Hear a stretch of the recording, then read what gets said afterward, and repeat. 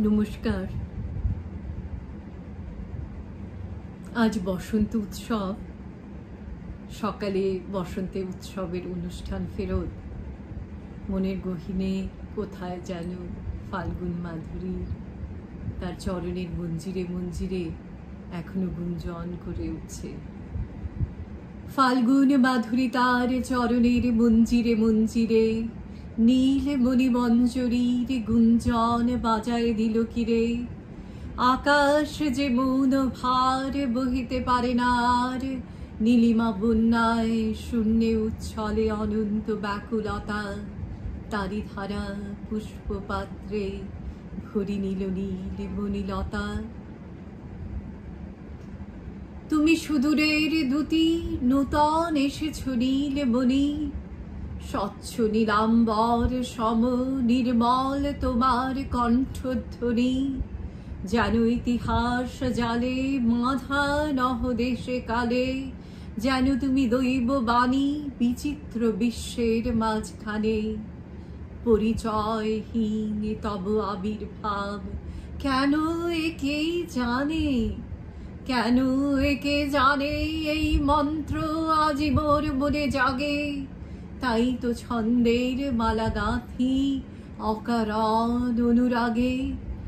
বসন্তের নানা ফুলে গন্ধ তরঙ্গিয়া তুলে, আম্র বনে ছায়া কাঁপে মৌমাছির গুঞ্জরণ গানে।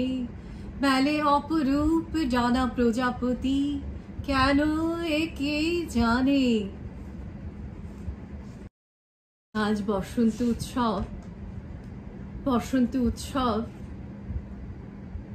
মানে আমার কাছে ছোটবেলার ফাল্গুন মাধুরীর এই গুঞ্জরণ গান। আমার মনে আছে ছোটবেলায় মা, বড় মামা বিজন কৃষ্ণ চৌধুরী আমাদের মামার বাড়িতে কলেজ টিলায় সেই আসরে সেই নীলমণি লতা শাওলি মিত্র কণ্ঠে প্রথম শুনেছিলাম। সেজন্য বসন্ত উৎসব মানেই আমার সেই ফাল্গুন মাধুরীর চরণে মঞ্জিরে মঞ্জিরে আত্মজিজ্ঞাসার দিন। কেন একেই জানে। আজ বসন্ত উৎসব, আজ রবিবারও। ফাল্গুন মাধুরী মেশানো মনের কোনো গোপন টানে রবিবার মানে হয়তোবা রবি ঠাকুরের দিনও বটে। ছুটির দিনে কাজের ভার নামিয়ে একলা হয়ে মনের ভেতর তাকিয়ে দেখার দিন। নিজের অন্তরকে সেই আত্মজিজ্ঞাসার দিন। কেন এ কে জানে। আর এই আত্মদর্শনে আত্মজিজ্ঞাসায় কেই আমাদের বা সহায় হবে। আমাদের হৃদয় পুরো মাঝের মহারাজ, আমাদের জীবন দেবতা। এখনো ঘরে বা ঘরের বাইরে নির্জনে বা সবার মাঝে ছোটবেলার কথায়, ছোটবেলার কবিতায়, ছোটবেলার গানে গুঞ্জনে আলোড়িত হই। তাই বসন্ত উৎসব শেষে বাড়ি ফিরে বড্ড মনে হলো মায়ের কথা। ছোটবেলায় বসন্ত উৎসব মানে মা অনেকবার বলেছিলেন যে বৃন্দা একটা গান কর, একটা গান শেখ। এতদিন যে বসেছিলেন পচ্ছে আর ফাল্গুনে, কিন্তু সুর, তাল, লয় এগুলো ছিল আমার থেকে শত হস্ত দূরে। অনেক চেষ্টা করেছিলেন মা। মনে আছে রঞ্জিতা মাসিকেও রিকোয়েস্ট করে মা চেষ্টা করেছিলেন এই গানটা আমি তুলি। তো একটু হারমোনিয়ামে তুলেও ছিলাম। সেই গানটা এতদিন যে বসেছিলেন পচ্ছে আর কালগুনে, দেখা পেলেম ফাল্গুনে। আমাদের জীবন যেন একটা ভাঙা গড়া খেলার দোলাচল। এই ভাঙা গড়ার খেলায় আমরা যেন কিসের মধুর প্রতীক্ষায় রয়েছি। এ কি জীবন দেবতার মধুর প্রতীক্ষায়, পরম ঈশ্বরের মধুর প্রতীক্ষায়? এতদিন যে বসেছিলেন পথ চেয়ে আর কালগুনে, দেখা পেলেম ফাল্গুনে। গানটা কবিগুরু রবীন্দ্রনাথ ঠাকুর সুরুলের জমিদার বাড়িতে লিখেছিলেন। গানটা ভৈরবীর আগে দাদরা তালে 1915 ফেব্রুয়ারিতে লেখা, সবুজ পত্রে প্রথম প্রকাশিত। এর স্বরলিপিকার ইন্দিরা দেবী। ফাগুনি নাটকের গান। তো এই গানটা মনে হলেই ছোটবেলার স্মৃতিগুলো হুড়মুড়িয়ে আসে। গানটা মা বলেছিলেন রবীন্দ্রনাথ বিবেকানন্দর উৎসর্গে লিখেছেন। আমি জিজ্ঞেস করেছিলাম কেন? মা বলেছিলেন, বালক বীরের বেশে তুমি করলে বিশ্বজয়, কি গো বিস্ময়, অবাক আমি তরুণ গলার গান শুনে। তো আমরা জানি বিবেকানন্দ রবীন্দ্রনাথের গান অনেক গেয়েছেন। তো মার ধারণা ছিল রবীন্দ্রনাথ এই গানটা বিবেকানন্দকে ভেবেই লিখেছেন, যেহেতু বালক বীর আর তরুণ গলার গানে।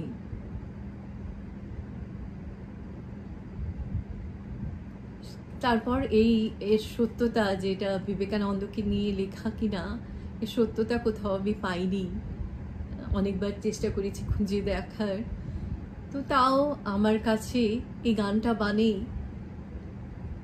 রবীন্দ্রনাথ, বিবেকানন্দ সবাই ওতপ্রোত হয়ে জড়িত, আর আমার প্রিয় মা, প্রিয় গান। তো যেমন ছোটবেলায় গান, হারমোনিয়াম এগুলো থেকে আমি শত হস্ত দূরে থাকতাম, তেমনি এখনো সুর, তাল, লয়, গত এগুলো থেকে আমি শত হস্ত দূরে। কিন্তু গানটা প্রাণের গান, তাই ভুল ভ্রান্তি হবেই।